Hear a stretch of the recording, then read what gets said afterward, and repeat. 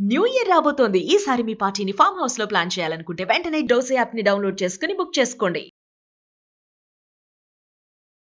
నమస్తే, welcome back to Suman TV. Present మనతో పాటు ఉన్నారు ఎడ్యుకేషనల్ కన్సల్టెంట్ దుర్గశ్రీ గారు. నమస్తే మ్యామ్. నమస్కారం అండి. చాలా మంది పిల్లలకి ఒక సమస్య ఉంటుంది, చదివింది గుర్తుకు రాకపోవడం. బాగా చదువుతారు, కరెక్ట్గా ఎగ్జామ్స్ టైంలో మర్చిపోతారు. అప్పుడు మర్చిపోయింది అక్కడ గుర్తు రాదు. వాళ్ళకి ఎంత ట్రై చేద్దామో గుర్తు రాదు. కొంతమందికి, అందరి గురించి కాదు, కొంతమంది స్టూడెంట్స్ అలా ఉంటారు, చాలా బాగా చదువుతారు.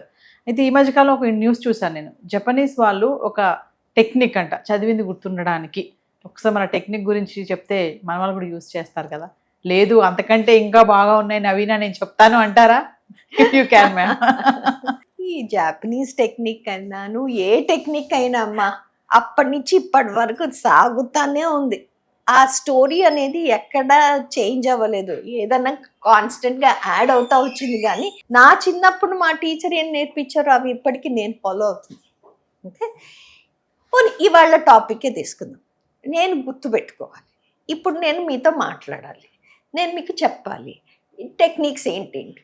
ఇప్పుడు మీరు అడిగారు కాబట్టి, సో నాకు ఒక బుర్రలో ఆల్రెడీ సెగ్మెంట్ చేసేసుకున్నాను. ఓకే, ఫస్ట్ థింగ్ మీరు చెప్పినప్పుడు టాపిక్ నాకు అర్థమైందా? ఫస్ట్ నాకు అర్థమైంది అంటే దాంట్లో నుంచి నేను ఏంటి చెయ్యాలి అనేది నాకు క్లారిటీ వచ్చేసింది కదా. సో ఇప్పుడు నేను టాపిక్ ఏం చేశాను? First thing understanding the topic. Second thing, ఇప్పుడు ఆ టాపిక్ ఏంటి, చిన్న చిన్న భాగాలుగా డివైడ్ చేసేస్తాను. అంటే నేను మెంటల్ హెల్త్ గురించి ఏం చెప్పాలి, ఆర్ అంటే బాగా గుర్తుపెట్టుకోవాలి అంటే కొన్ని లోపల నుంచి ఉంటాయి, కొన్ని ఫిజికల్ ఉంటాయి, ఇవన్నీ ఉంటాయి కదా. సో నేనేంటి చిన్న చిన్న భాగాలుగా డివైడ్ చేసేసుకుంటాను. సో ఏ టాపిక్ అన్నా మీరు చిన్న చిన్న భాగాలుగా డివైడ్ చేయండి. దాని తర్వాత దీంట్లో నుంచి నేను ప్రీవియస్గా చదువుకున్న దానికి ఏదన్నా లింక్ చేయగలనా కదా. ఆ లింక్స్ ఏంటో క్లారిటీ తెచ్చుకో. దాని తర్వాత దీంట్లో కొత్త వర్డ్స్ ఏమన్నా వచ్చినాయా, కొత్త వర్డ్స్ స్పెల్లింగ్తో పాటు నేను ఏమన్నా నేర్చుకోవాలా, వచ్చింది కదా. ఫోర్త్ స్టేజ్ వచ్చింది. మనం ఆలోచించకుండా క్లారిటీగా ఫస్ట్ చెప్పేస్తుంది. ఫస్ట్ నాకు అర్థమైందా ఏంటి చేయాలో. సెకండ్ థింగ్, ఇవి చిన్న చిన్న పార్ట్స్గా నేను డివైడ్ చేసుకుంటున్నాను. థర్డ్ థింగ్, నేను ఏం చేశాను, దీంట్లో నాకు ప్రీవియస్గా నేను నేర్చుకున్నది ఏమన్నా లింక్ ఉందా. నాలుగవది నేను ఏమంటున్నాను, దీంట్లో ఇంపార్టెంట్ వర్డ్స్ ఏమన్నా ఉన్నాయి. ఇప్పుడు ఫోటోసింథసిస్ అన్నా, ఓకే, అది కొత్త వర్డ్ నాకు. దాని స్పెల్లింగ్ నేర్చుకోవాలి, దాని డెఫినేషన్ నేర్చుకోవాలి, అది ఏంటి అనేది దానికి ఒక కెమికల్ ఫార్ములా ఉంటుంది, ఇవన్నీ నేర్చుకోవాలి కదా. అంటే ఏంటి, కీ టాపిక్స్ వచ్చేసినాయి నాకు, అక్కడ వచ్చేసినాయి కదా.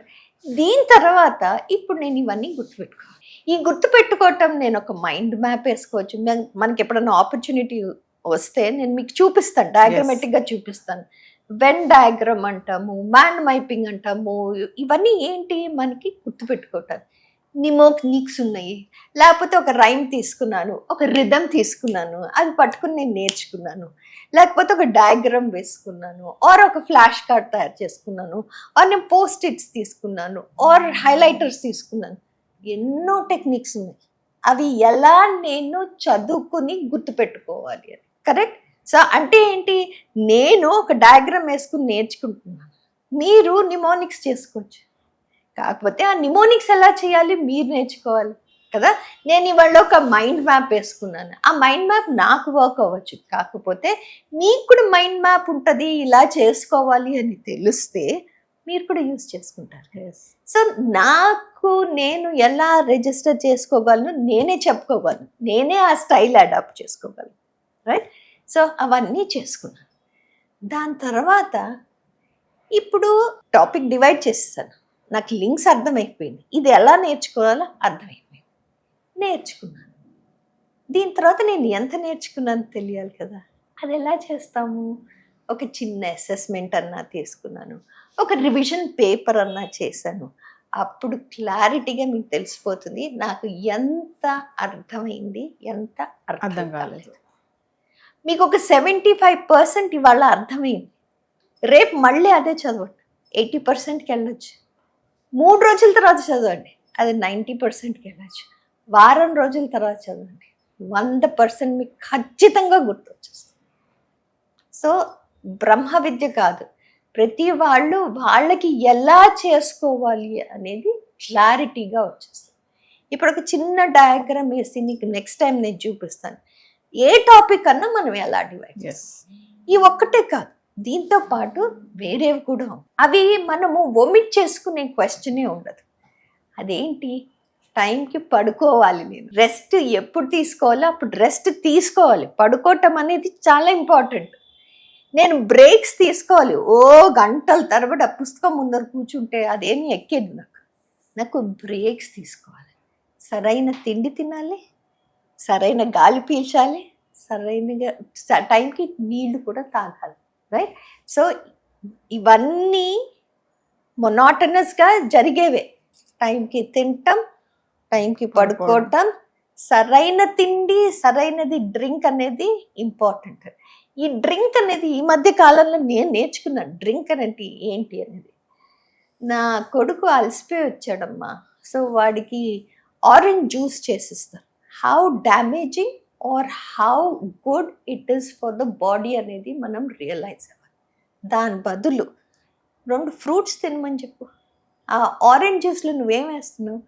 ఇంత షుగర్ కంటెంట్ వేస్తున్నావు. Is it good for the body?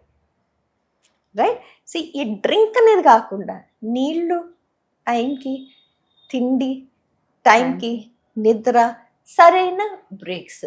ఆ పిల్లవాడు ఏదో 5 నిమిషాల కోసం బ్రేక్ తీసుకుని బయటికి రాగానే, ఏంట్రా అయిపోయిందా చదువు, వెళ్ళి చదువుకోపో, వెంటనే మళ్ళీ తరిమేస్తే వాడు ఎక్కడికి వెళ్తాడు పాపం. సో ఇవన్నీ చాలా ఇంపార్టెంట్. ఒక టాపిక్ నేను నేర్చుకోవాలి అంటే సరిగ్గా బ్రేక్ చేశానా, నా స్టైల్లో నేను ఎలా నేర్చుకోవాలి అని నాకు ఒక అవగాహన ఉండాలి. అవన్నీ చేసుకుంటే ఎలాంటి టాపిక్ అన్నా సరే చక్కగా నేర్చుకోవచ్చు పిల్లలు. Thank you ma'am. Thank you.